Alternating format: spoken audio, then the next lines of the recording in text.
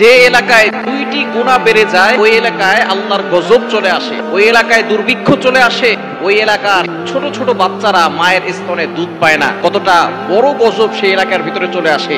সুতরাং এই দুইটি গুনাহ যে এলাকায় থাকবে সেই এলাকার মানুষ অবশ্যই সতর্ক থাকবে। যারা এই দুইটি গুনাহের কাজ করে তাদেরকে এই গুনাহ থেকে দূরে সরিয়ে নেওয়ার চেষ্টা করবে। এক নাম্বার হচ্ছে সুদের গুনাহ। আল্লাহ পাক রব্বুল আলামিন সুদটাকে হারাম করে দিয়েছেন। আল্লাহ নিজে বলে দিয়েছেন ৩ নাম্বার পারা ৬ নাম্বার পৃষ্ঠার ৩ নাম্বার লাইন সূরা বাকারার ২৭৫ নম্বর আয়াত, আহাল্লাল্লাহুল বাইআ ওয়া হাররামার রিবা, বিজনেস লাউফুল এন্ড ইউজুরি আল লাউফুল, ব্যবসা হালাল, সুদের কারবারকে আল্লাহ হারাম করেছেন। আর দ্বিতীয় নাম্বার গুনাহ হচ্ছে জিনার গুনাহ। সুতরাং বর্তমানে প্রত্যেকটা সমাজে প্রত্যেকটা এলাকায় এই সুদের গুনাহ আর জিনার গুনাহ, ব্যভিচারের গুনাহ বেশি ছড়িয়ে পড়ছে, যার কারণে আল্লাহর আযাব গজব আমাদের উপরে চলে আসতেছে, দুর্ভিক্ষ চলে আসতেছে। আমরা খাবার খাই, শাকসবজি খাই, সেখানে কোনো মজা পাই না।